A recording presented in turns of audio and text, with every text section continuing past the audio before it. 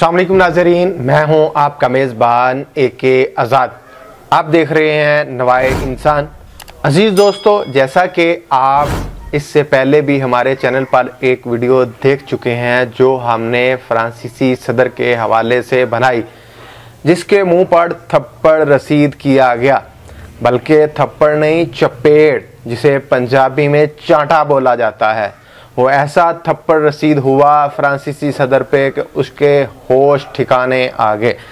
इसी तनाज़र में अजीज़ दोस्तों, मैं आपके साथ जो अहम टॉपिक डिस्कस करने जा रहा हूँ वो ये है, फ्रांसीसी सदर को थप्पड़ पड़ने के बाद पाकिस्तान पर प्रेशर बढ़ चुका था।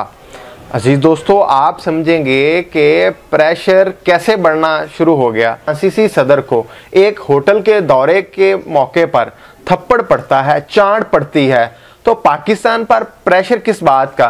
जी हाँ नाजरीन, मैं ये कड़ियाँ ही नहीं मिला रहा, बल्कि मैं अपने ज़राए से ये बात बड़े वसूख से कह सकता हूँ कि तहरीके लब्बैक पाकिस्तान की वजह से पाकिस्तान पर प्रेशर बढ़ा।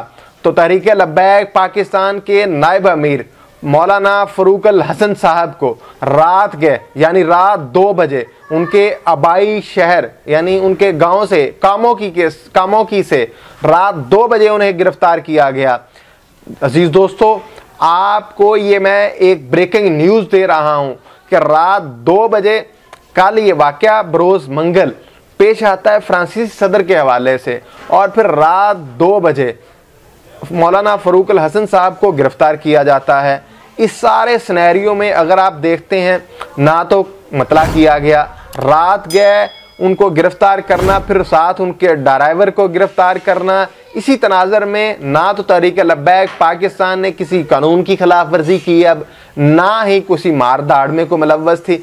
इस सिचुएशन में मौलाना फ़रूक़ुल हसन को गिरफ़्तार करना किसी और तरफ इशारा नहीं, सिर्फ़ और सिर्फ एक तरफ इशारा है कि अगर फ्रांसीसी सदर को थप्पड़ पड़ सकता है तो इसी तनाज़र में ये तहरीक लब्बैक पाकिस्तान आइंदा कोई ऐसा लाहे अमल ना अपना सके जिसकी वजह से किसी दूसरे मुल्क पर या फ्रांसीसी सदर पर या फ्रांस के अहम किसी ओहदेदार पर दोबारा ऐसी हरकत हो सके।